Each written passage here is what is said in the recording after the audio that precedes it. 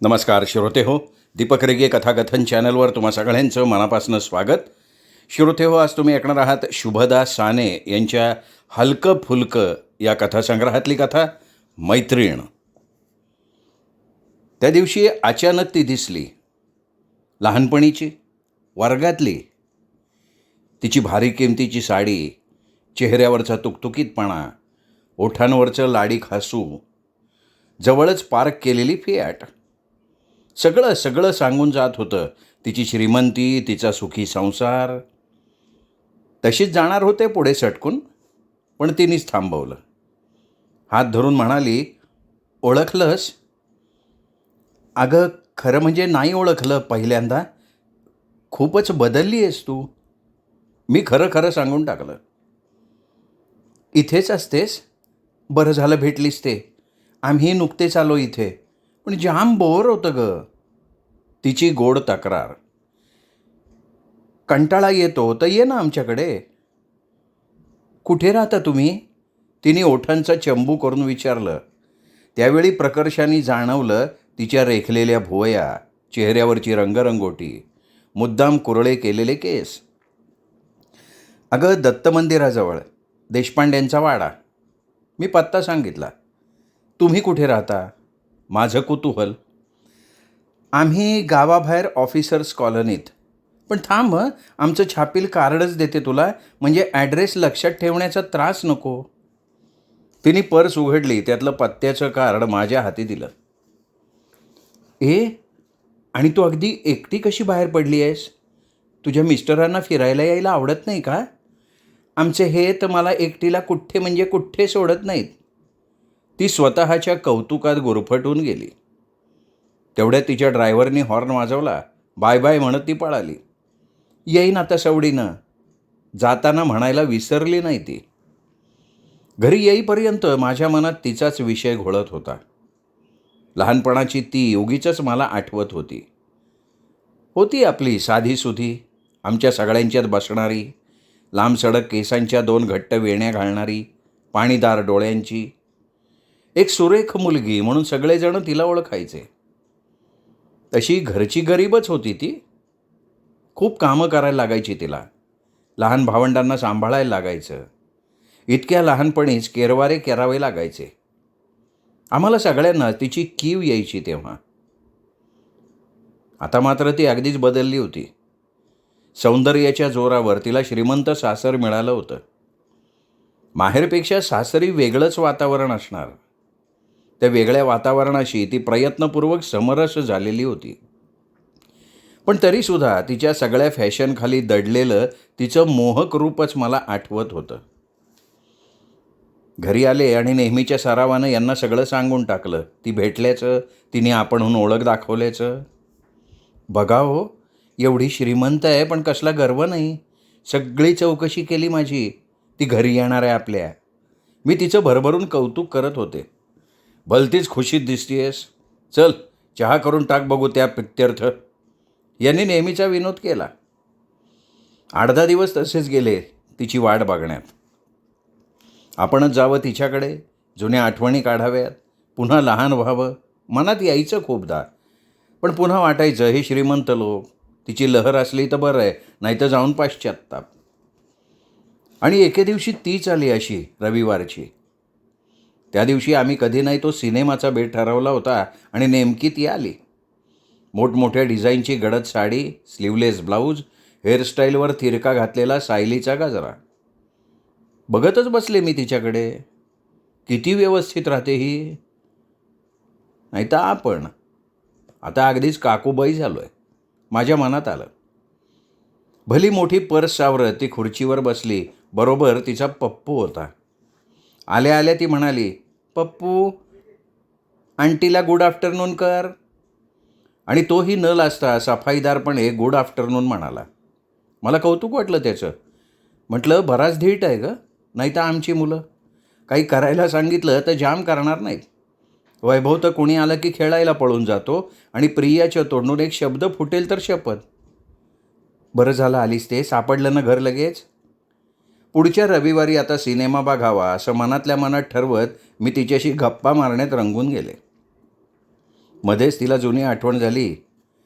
मला म्हणाली, पूर्वी तुला पोएट्री खूप आवडायची ना? तू स्वतः केलेल्या पोएट्स एकदा वर्गात वाचून दाखवल्या होत्यास. बाईंनी शाबासकी दिली होती तुला. आता करतेस?" ती विचारत होती आणि माझं मन पुन्हा पुन्हा पोएट्स शब्दाजवळ अडखळत होतं. तिला खरं म्हणजे पोएम्स असं म्हणायचं असेल. इंग्लिश शब्द वापरायचा इतका हव्यास का? माझ्या मनात येऊन गेलं. मी पटकन यांच्याकडे बघितलं. ते विविध भारतीय ऐकण्यात गुंग झाले होते. आता करतेस का?" तिने पुन्हा तोच प्रश्न विचारला आणि मी भानावर आले. ते सगळं बंद केलं आहे मी. आता यांनी लिहिलेलं फक्त वाचते." मी सांगून टाकलं. "म्हणजे ते रायटर आहेत का काय?" डोळे मोठे करत तिने विचारलं. मी हसून मान डोलावली.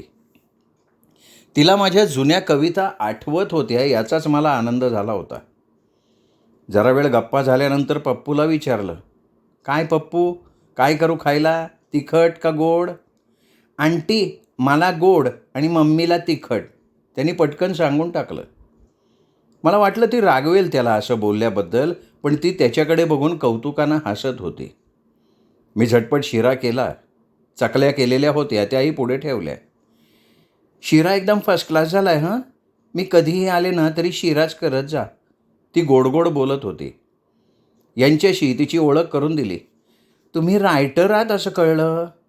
द्या ना काहीतरी वाचायला तुमचं." माना वेळावत ती म्हणाली. हे नुसते हसले. बराच वेळ गप्पा झाल्यानंतर ती जायला निघाली आणि एकदम आठवल्यासारखं करून म्हणाली, "मला जरा 250 रुपये देतेस का गं? मार्केटिंग करून मगच घरी जाईन म्हणते. घाईघाईने निघाले ना घरून, लक्षात नाही राहिलं पैसे घ्यायचे." "अगं त्यात काय एवढं होतं असं पुष्कळदा." असं म्हणत मी तिला पैसे दिले. थँक्यू म्हणून तिने ते पर्समध्ये टाकले आणि निघून गेली. ती गेल्यावर हे म्हणाले, "भलतीच बडबडी दिसते तुझी मैत्रीण." तिच्या बडबडीत आपला सिनेमा मात्र राहून गेला. तुला काही वाटलं नसेल त्याचं, मैत्रिणीपुढे सिनेमाचं काय, नाही का? पहिल्यांदाच आली होती ती. तिला सिनेमासाठी घालवून द्यायचं होय? पुढच्या रविवारी बघू की, एवढ्यात काही जात नाही तो सिनेमा. मी यांची समजूत घातली.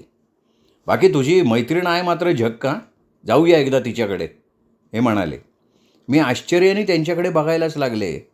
चेष्टा करतायत का खरंच बोलतायत? पण यांचा चेहरा नेहमीसारखा होता. "खरंच? कधी जायचं? तुम्हाला सुट्टी असेल तेव्हा जाऊया." मला बोलायला जोर आला. "तिला आधी कळवायला पाहिजे का फोन करून?" "छे कळवायचं आहे काय त्यात? जाऊ एकदम. वैभवप्रियालाही नेऊ." मी उत्साहात बोलत राहिले. नंतर आम्ही दिवस शोधत राहिलो तिच्याकडे जाण्यासाठी. पण काही ना काही कारणाने वेळ मिळतच नव्हता. कधी यांचं ऑफिसचं काम, कधी मुलांचे अभ्यास, कधी माझी घरातली आवरासावर. या सगळ्यातून एक दिवस मोकळा मिळाला आणि आम्ही ठरवून टाकलं तिच्याकडे जायचं. गावाबाहेर जायचं होतं. रिक्षाच केली. "काय रे, काय म्हणणार तिला? आंटी का मावशी?" रिक्षात बसता बसता मुलांना विचारलं. "आपल्याला ते आंटी वगैरे नाही जमणार ना, सरळ मावशी म्हटलेलं बरं." "अहो, पहिल्यांदा तिला तरी कुठे सवय होती असली, पण आता सगळं जमतंय तिला." मग मी बराच वेळ तिच्याविषयीच बोलत राहिले. बोलता बोलता तिचं घर कधी आलं ते समजलंच नाही. आम्ही 3-3दा पत्ता वाचला आणि मगच तिच्या बंगल्यात शिरलो. तर दारातलं पमेरियन जोरजोरात भुंकायला लागलं. आतही जाता येईना. मुलं तर अगदी घाबरून गेली. जरा वेळाने त्यांचा नोकर बाहेर आला आणि त्यांनी त्याला आवरलं तेव्हा कुठे आम्हाला आत जायला मिळालं. आत गेलो तर तिथे महिला मंडळ जमलेलं. हेअरस्टाईल्स, भारी भारी साड्या, पर्सेस याचं जणू प्रदर्शनच भरलेलं. बाहेर भुंकणाऱ्या कुत्र्याची तिने जरा तरी दखल घ्यायला पाहिजे होती. मनात आलं. "अरे अरे, तू आलीस होय? मिस्टर पण आलेत? बसा बसा." तिने स्वागत केलं. आम्ही बावचळून बघत बसलो. सगळीकडचे दिमाग. यांनी टेबलावरच्या फिल्मफेअरमध्ये डोकं खुपसलं. मी त्या बायकांच्या गप्पात भाग घेण्याचा प्रयत्न करायला लागले. या साडीत तू फार स्वीट दिसतेस गं. कधी घेतलीस?" "यांनी आणली आहे काश्मीरहून. अशा 5-6 साड्या आणल्यात त्यांनी." "अगं बाई, आमचे हे मध्ये अमेरिकेला गेले होते ना, तिथून खड्यांचा नेकलेस आणलाय त्यांनी. पण या साडीवर मॅचच होत नाही गं. त्याला मॅचिंग साडी घ्यायला पाहिजे आता." "बाई, आमचे हे मला म्हणतात तू या साडीत कॉलेज गर्ल वाटतेस. 2 मुलं असतील असं वाटत सुद्धा नाही. लग्न लवकर झालं म्हणून.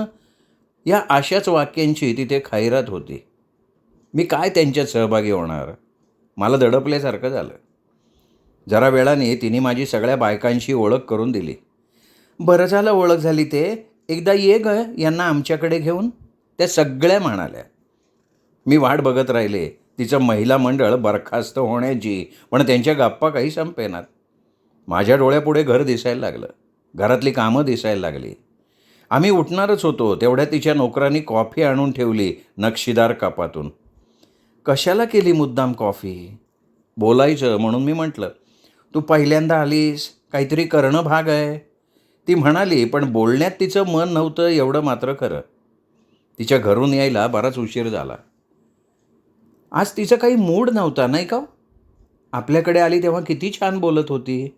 मी यांना म्हटलं, का? तशी बोलली की बरी, अजून काय बोलायचं.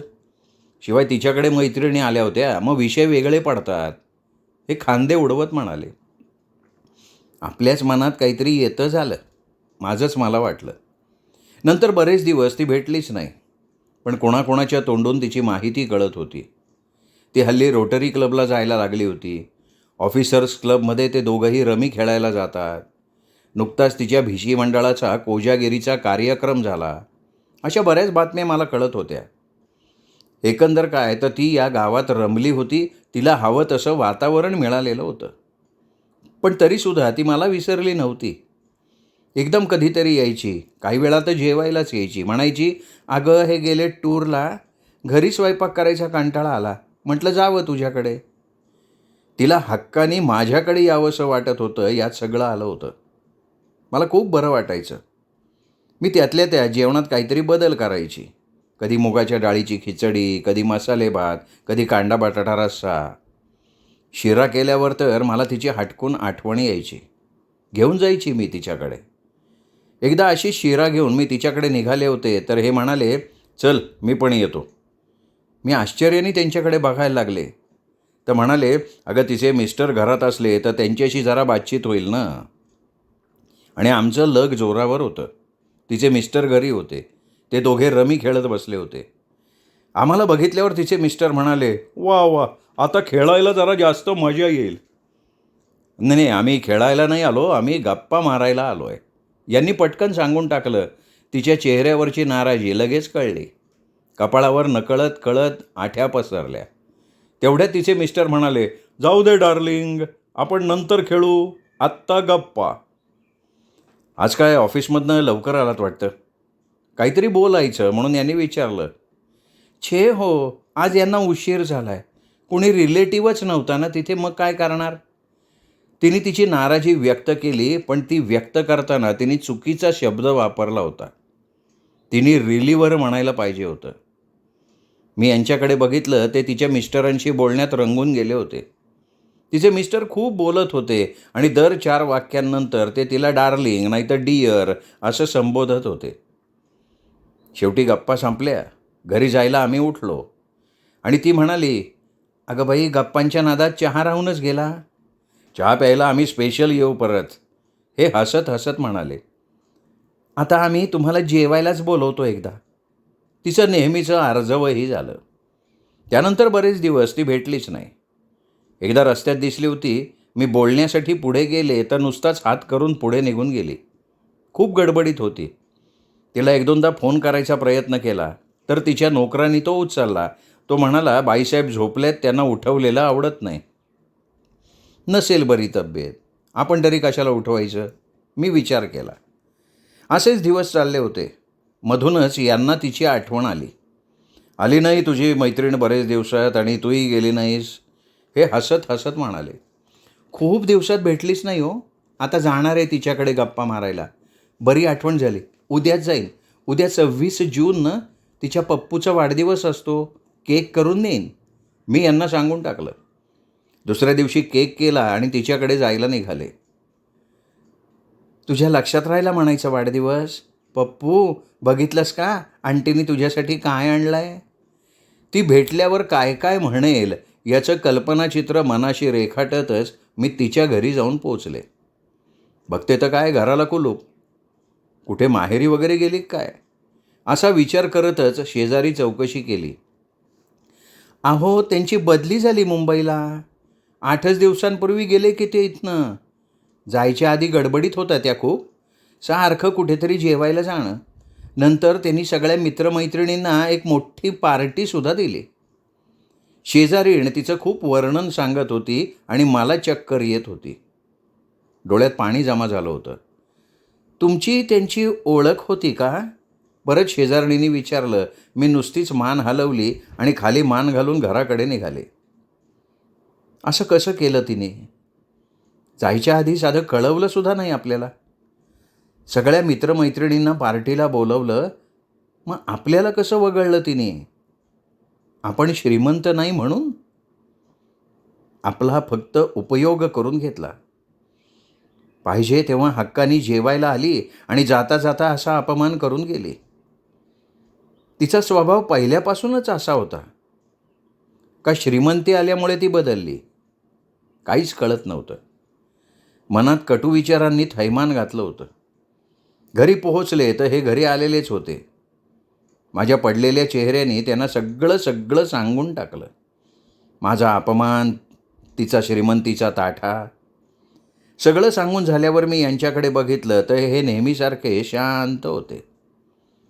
माझ्या पाठीवर थोपटत म्हणाले, फार भोळसट आहेस बघ तू. तुला कोणी वाईट दिसतच नाही. सगळीच माणसं चांगलीच दिसतात. जाऊ दे का, ती भेटली होती हेच विसरून जा. बाकी काही नाही हो. तिने फक्त आपला उपयोग करून घेतला याचं वाईट वाटतंय मला, मी रडक्या आवाजात म्हटलं. नंतरचे 2-3 दिवस फार त्रास झाला. झालेल्या अपमानाची मधूनच आठवण यायची, मन दुखायचं. पण हळूहळू सगळ्यावर खपली धरली. नेहमीचं रहाटगाडगं सुरू झालं. आणि एके दिवशी सकाळी ध्यानीमनी नसताना तिची आठवण जागृत झाली. नेहमीसारखी सकाळ होती, घाईगर्दीची, गडबडीची. मी एकापाठोपाठ एक कामं उरकत होते आणि अचानक यांची हाक आली. पदराला हात पुसत बाहेर गेले तर यांच्या हातात विनोद मासिकाचा ताजा अंक होता. माझ्यापुढे तो नाचवत हे म्हणाले, अरे हम भी कुछ कम नहीं भाई साहेब, देखते रहो. मी भराभर पानं उलटत गेले. यांचं नाव दिसल्यावर थांबले. विनोदी मासिकाच्या विनोदी कथा स्पर्धेत यांच्या कथेला चक्क पहिलं बक्षीस मिळालेलं होतं. विनोदी कथा लिहिण्याचा पहिलाच प्रयत्न यशस्वी झालेला होता. मी वाचत गेले. ती गोष्ट तिची होती आणि त्यात मीही होते. यांनी ती बरोबर उभी केली होती. तिचा मेकअप, डोक्यापेक्षाही मोठी हेअरस्टाईल, ते लाडालाडात बोलणं, इंग्लिश शब्द वापरण्याची दांडगी हौस, ते वापरताना चुका करणं, त्यामुळे निर्माण होणारे विनोद, मोठीच्या मोठी पर्स रिकामीच असणं, यांनी सगळं बरोबर टिपलं होतं. तिच्या महिला मंडळाचं वर्णन तर असं केलं होतं, वाक्याला हसू येत होतं. कथा चांगलीच विनोदी झाली होती. ईश्य, तुमचं इतकं बारीक लक्ष असायचं होय? माझ्या नाही बाई हे लक्षात आलं, मी हसत म्हटलं. अगं, तिला बघितलं ना तेव्हाच मला वाटलं की विनोदी कथा लिहिण्यासाठी हे पात्र बरं आहे. तिचा स्वभाव कधीच लक्षात आला होता माझ्या? हो, माझ्याही लक्षात आला होता, पण तरीही मी तिच्याकडे येत होतो कारण माझ्या कथेला आवश्यक तो माल मसाला तिथे मिळत होता. अगं, त्यामुळे तर कथा इतकी खुसखुशीत झाली ना. बोलत असतानाच त्यांनी पुन्हा कथा वाचायला सुरुवात केली. मला एकदम खूप हलकं वाटत होतं. आम्ही दोघींनीही एकमेकींचा उपयोग करून घेतला होता. अपमानाच्या आगीत जळणारं माझं मन आता शांत झालं होतं. तिच्याकडे या कथेचं एक कात्रण पाठवून देऊया, म्हणजे या सगळ्या प्रकरणाची पूर्तता झाली. मी म्हटलं, काही गरज नाही त्याची. या विनोदी मासिकाचे ते वर्गणीदार आहेत. तिच्या मिस्टरांचं लाडकं मासिक आहे ते. त्यांच्या वाचनात नक्की येणार ही कथा आणि त्यांना बरोबर जोडा बसणार. वाचता हे म्हणाले आणि सगळं कसं बरोबर जमलं हा भाव माझ्या चेहऱ्यावर पसरला. श्रोते हो, तुम्ही ऐकत होतात शुभदा साने लिखित मैत्रीण ही कथा. ही खुसखुशीत कथा तुम्हाला नक्की आवडली असेल. कथेचा व्हिडिओ लाईक करा. कथाप्रेमी मित्रपरिवारात, नातेवाईकात ही कथा शेअर करा. भेटत राहा दीपक रेगे कथाकथन चॅनलवर अशाच उत्तम कथा ऐकत राहण्यासाठी. नमस्कार.